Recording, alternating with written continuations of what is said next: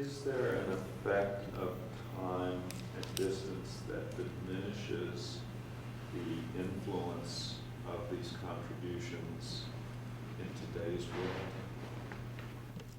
Well, if they were only historical events, that would be true. But for instance, with the Crusades, if you look at Western literature and Western political leaders holding up Islam and Muslims as the enemy, and you look at our video games today, for instance, and our movies, and our common culture, then the Crusades were historical events, and they're recreated every day because the enemy is still the Arab terrorists.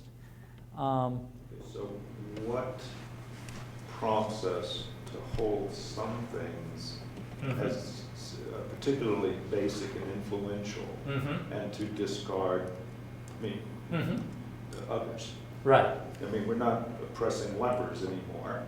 Right. But we still have video games where you can shoot Muslims. Right. I think that that's a pretty complex set of processes. I think some of it is explicit. Political leaders use those images because they can mobilize and draw on those feelings when they need to declare a war, colonize a country, whatever. Some of it is built in over such a long time, and that we pride ourselves in going back and rereading that stuff and teaching it and perpetuating it. It becomes part of what we constantly recreate because we're constantly teaching it to our young people and reproducing it. And then in terms of capitalism, anything can be commodified, so we can sell it. We can keep selling it. And it has been very useful.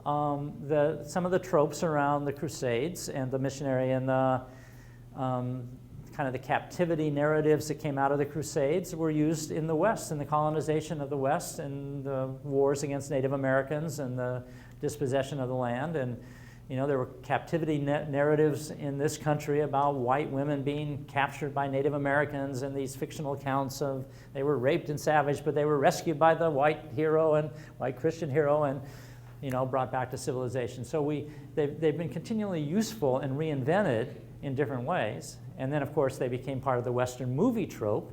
And so a whole generation in the 40s, 50s, 60s grew up on Westerns that, so it goes on. Also, I think that some of these events were so deeply vivid and terrifying that for 250 years, women were publicly burned at the stake for being consorters with the devil, temptresses, sexual undermining of any kind of legitimate community. So it's very easy to tap into that still, and to keep men fearful of women and feeling like they need to be in control of women, and keep teaching women that if they get out of hand, the whole system's going to come down on them.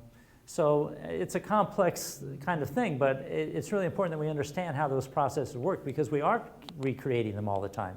And every time we don't challenge that video game where the enemy is a person of color or a Muslim or women are being raped and pillaged in those video games or the movies or the news recounts, then we're allowing that to, in fact, be regenerated, to be perpetuated.